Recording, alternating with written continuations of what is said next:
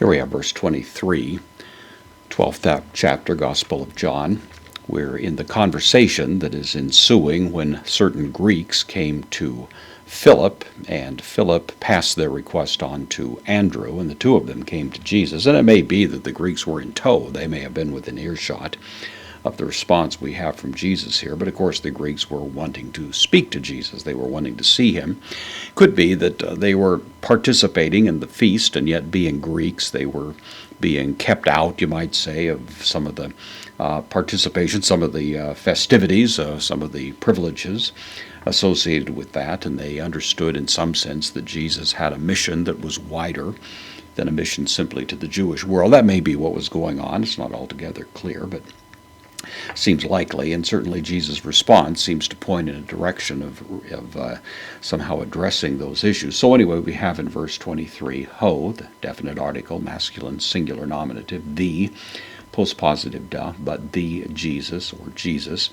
Apokrinetai, from apokrinomai, I answer, takes the dative.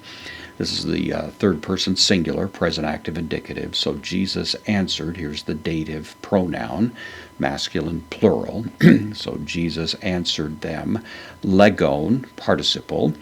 Participles usually are formed by adding ing to the word. So this is from lego, I say.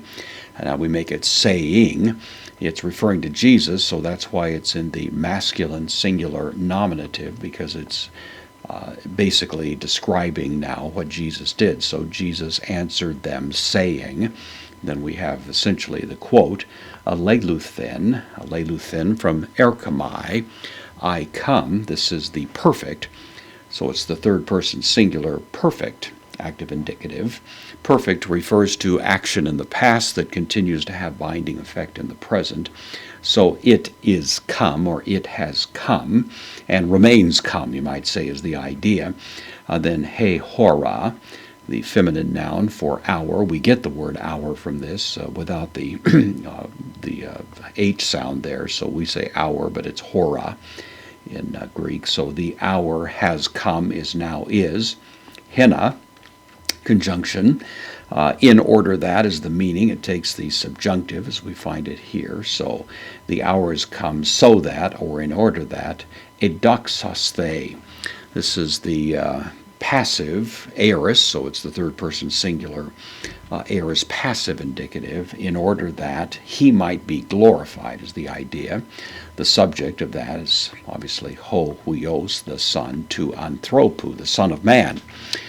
Many times the Son of Man is an allusion to, an echo of the Daniel character, the Son of Man, that is mentioned there, and it does seem in particular that that's probably what's in view here. So Jesus' preliminary answer, it isn't the full answer yet, but it's a beginning.